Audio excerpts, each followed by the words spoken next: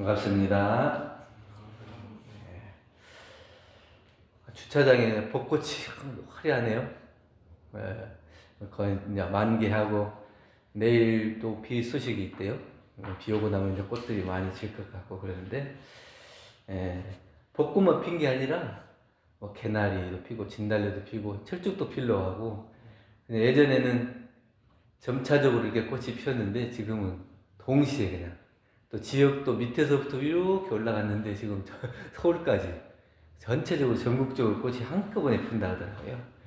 이렇게 밖에만 나가면 온갖 꽃들이 다 피어서 화려한데 이걸 봄이라고 그러죠. 여러분들 마음에는 봄이 왔습니까?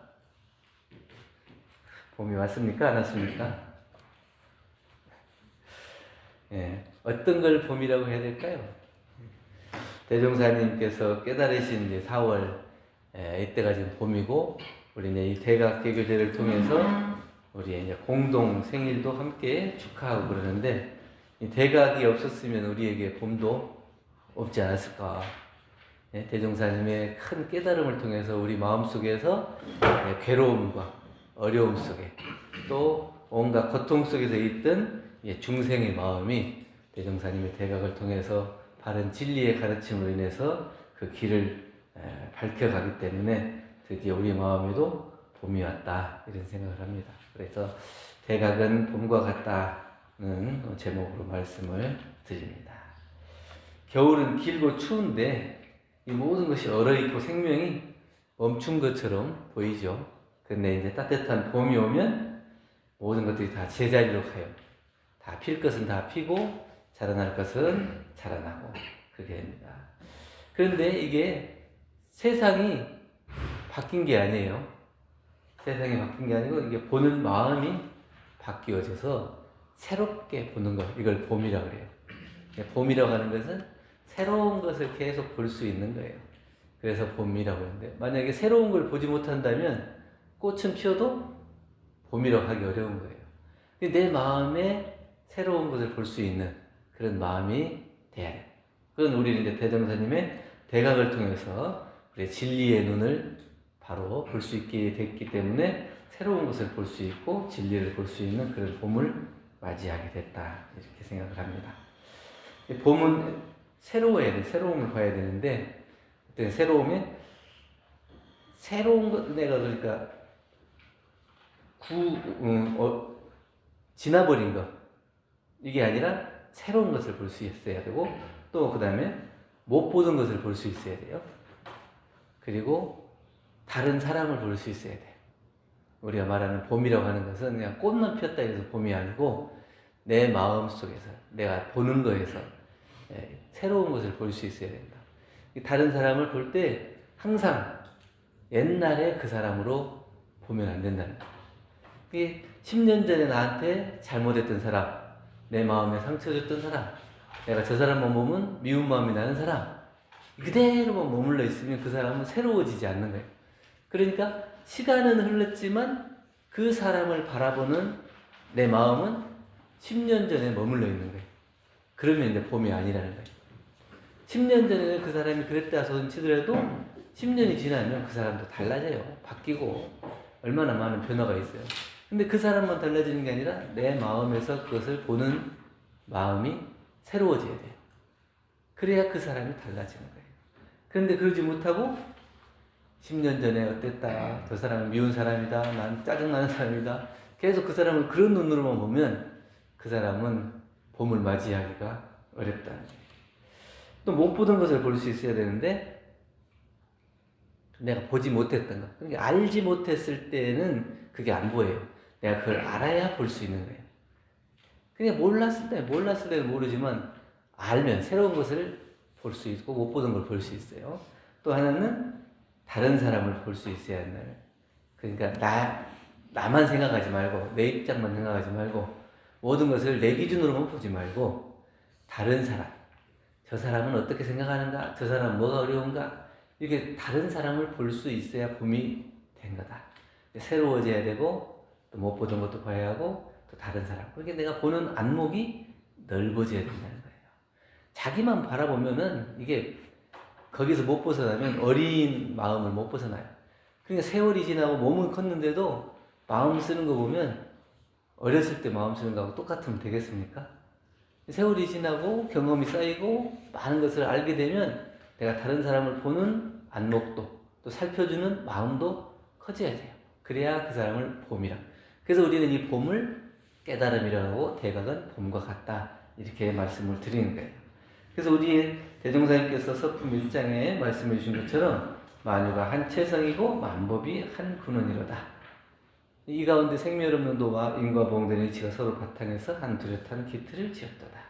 만유가 한 체성이고 만법이 한 근원이에요. 이게 모든 것이 다 그 근본 바탕 안에서 있어지는 것인데 그것을 우리는 그걸 알지 못하고 자꾸 나한테만 맞추고 내가 아는 데에만 맞추고 그렇게 살아가기 때문에 큰 체성과 본래 자리를 근본 자리를 모르고 살아가는 거예요. 그러니까 자기가 아는 만큼만 보고 살면 얼마나 좁아요. 내가 그 아는 것을 점점 넓혀갔을 때 점점 그것이 눈에 들어오는 거예요. 내가 익히고 아는 것만 그걸 판단하고 그거 안에서만 놀라볼 것 같으면 그 사람은 너무 옹졸한 사람을 일생을 살아도 아주 작은 삶을 살 수밖에 없어요. 근데 그 마음이 열리고 그 넓은 새로운 봄을 맞이할 수 있어야 그 사람의 삶이 더욱더 풍족해진다. 그래서 또 인과보응되는 생멸문도 인과보응되는 이치가 서로 바탕에 있다고 그랬기 때문에 이것이 원래 변하고 불변하는 이런 이치들이 서로 바탕에서 돌아가는 거예요.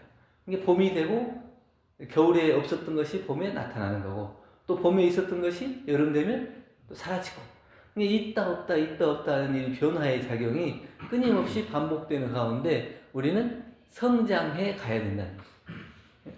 변하는 거 변치 않는 거 이걸 놓고 자기가 자꾸 있는 것만 챙기고 없는 것은 안 되고 또 옛날 것만 고집하고 이러면 봄이 아니고 새로운 것들을 볼 수 있어야 된다.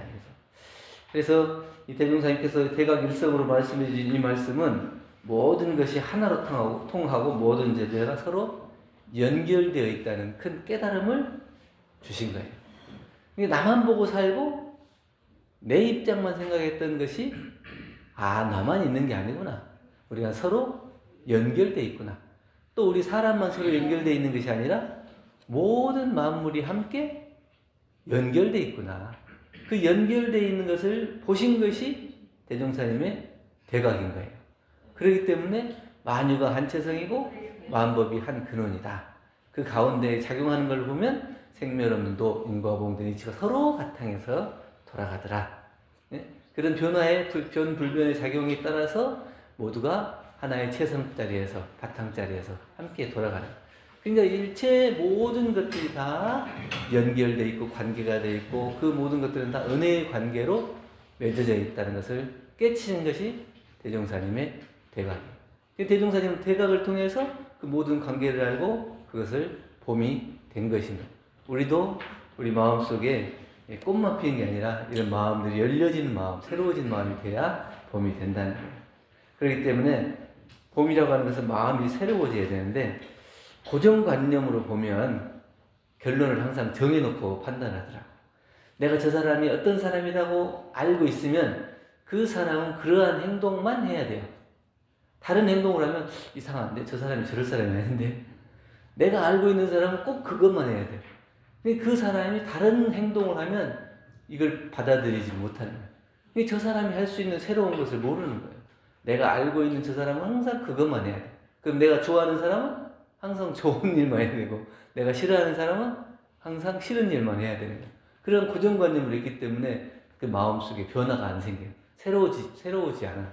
그러니까 내가 좋아하는 사람, 싫어하는 사람 딱 갈라놓고 좋아하는 사람은 얼마든지 좋아하고 싫어하는 사람은 얼마나 싫어하고 계속 이게 바뀌지 않는 것. 그래서 새로운 것을 못 봐요. 그래서 우리 이제 공부할 때 새로운 것을 보자는 건 뭐냐면 처음 만난 것처럼 새로움을 볼 수 있어야 된다. 어제 내가 마음이 좀 상했다 하더라도 어제 마음 상한 것은 어제 마음 상한 거고 오늘은 또 오늘의 사람이 다르잖아요. 그 사람이 어제 마음으로 오늘 또 물론 올 수도 있지만 또 달라져 올 수도 있다고. 근데 그 달라질 수 있는 변화할 수 있는 그런 마음, 그 새로운 마음을 우리가 받아들이지 못하면 어제의 마음으로 계속 그럼 그 어제의 마음이 계속한다면 어떻게 10년, 20년, 30년도 계속하는 거예요. 한번 그 사람이 나한테 잘못했으면 30년이 지났는데도 그 사람을 미워하고 용서하지 못해요. 그래서 그 사람은 항상 나의 마음속에 불편한 사람이고 미워하는 사람이에요. 그 30년이라고. 그러면 그 30년 동안 그 사람을 미워하고 불편하게 생각했으면 그 사람이 힘들었겠어요? 내가 힘들었겠어요? 그 사람이 힘들어요? 내가 그 사람을 계속 마음속에 풀지 못해. 이 마음속에 겨울처럼 얼음이 깡깡 얼어가지고 있어가지고 봄이 안 와요. 그러니까 내가 이미 그 사람을 미워하는 마음이 깡깡 굳어져 있기 때문에 그 사람만 보면 내 마음이 불편하고 괴로운 거예요. 근데 그 사람은 아무렇지도 않아.